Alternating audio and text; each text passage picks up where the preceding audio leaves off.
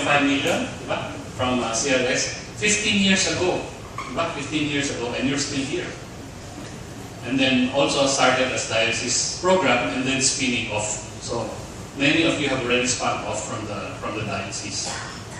Mostly NGOs, some are foundations, but also some cooperatives. Range of operation from 15 years to less than 1 year. Pero majority are already 10 years in operation of the 10 of you. No? So medyo matibay-tibay na yung mga nandito ngayon. No? And then combined outreach. This is very interesting. 148,000 pag pinagsama-sama. Umaabot na ng 150,000 halos. Diba? Not bad. Not bad. 150,000. Ito pa isang maganda. Combined portfolio, 1 billion na. If you put together all of your portfolio, you will already have 1 billion. That's very significant. That's very significant. And then your part, ito, wild, no? Ranging from 1.7%. Tapos meron na 50%. Di ba, Joseph, no? Sa mga members natin. Pero, half of the group, less than 5%. Ito yung mga more than 10 years in operation na. And then, two MFIs, ang paro between 10 to 15, dalawa between 20 to 30%. Tapos isa lang, although hindi naman isa lang ito, halo-halo ito, more or less, umaabot ng 50% yung ibang mga co-ops na medyo problematic. Okay, but you will see that, half of the group is already rather stable. I understand, Father, this is about half only of the church-based MFIs. 10, mga 20 sabi ni Father Jim.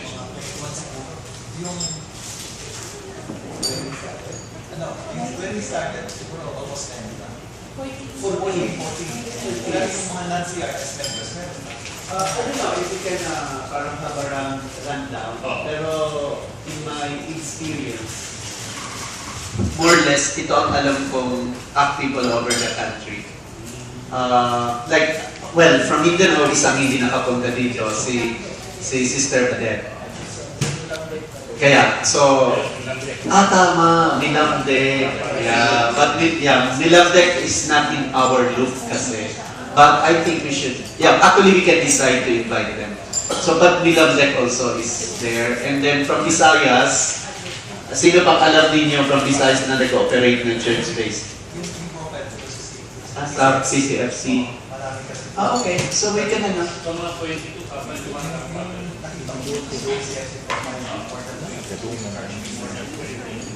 So that means if we double this, so more or less baka 2 billion ang portfolio and 300,000 outreach. Kasi we are 10 tapos double.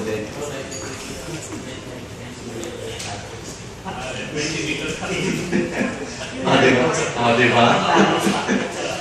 Kaya si Father magdo-double time. Magdo-double time at saka si Father Fred from Katarman magdo-double time. So, malaki yung potential, Father, di ba? Malaki yung potential natin. There's a big potential to consolidate. Incidentally, yung APEN, which is the Evangelical Network, nandun sa kanila yung pinakamalalaki.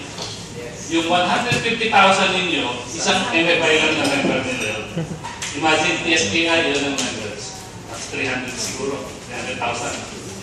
Ang CCT, nasa 300,000 din. Ang KMBI, mga ganun din.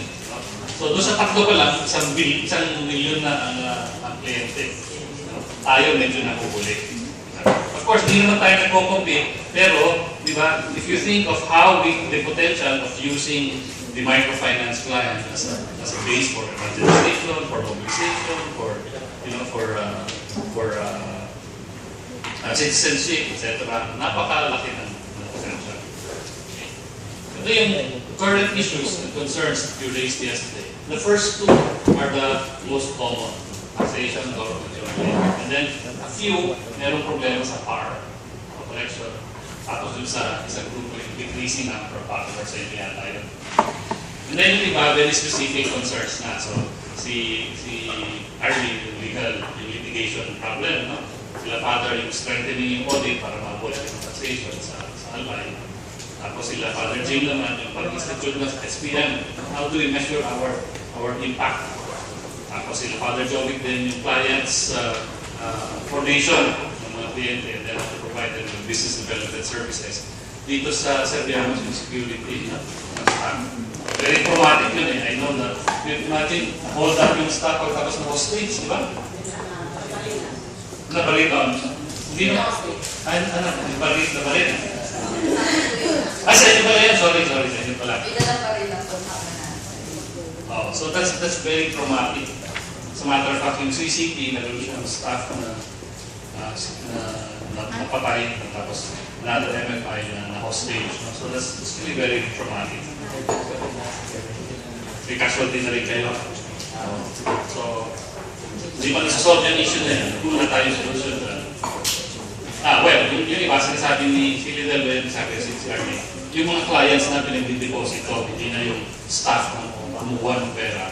It's already the clients that distribute, that deposit. And then yung capacity building for members, actually we increase their capacity to become more effective.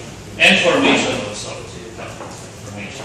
Okay, so those are the things that came up yesterday. And then these are the things that came up during the discussion. I just wanted to highlight. First is the question triggered by Father Keros.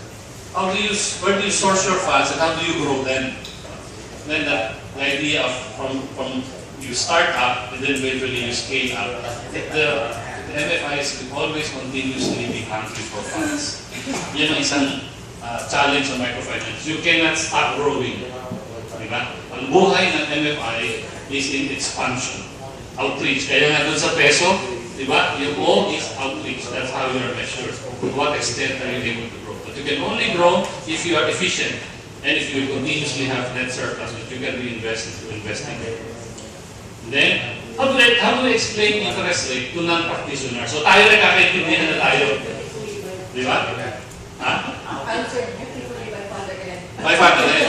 Oo. Siya ang ating missionary. Yung hindi practitioner, siya nakasagot. Di ba? So, how do we explain this now to the non-practitioners? There will always be a question, accusation, we are exploiting the poor. And how do we reconcile that with our preferential option for the poor? So, that's a continuing challenge for you. Tapos yung, ito pala, reconciling microfinance as a business, and then the spirituality of anti-poverty work, at least in the traditional concept. So this is a paradigm shift yung sinasabi natin.